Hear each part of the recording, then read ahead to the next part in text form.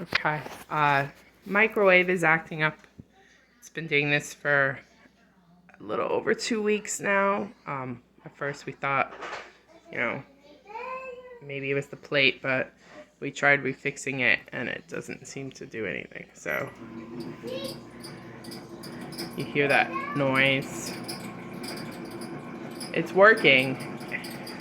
It's just making a weird sound, and it's been doing it, and I feel like it's been getting louder.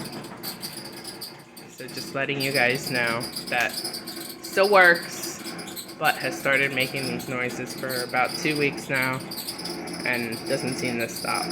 I usually use the microwave about once a day just to heat up something for our kid.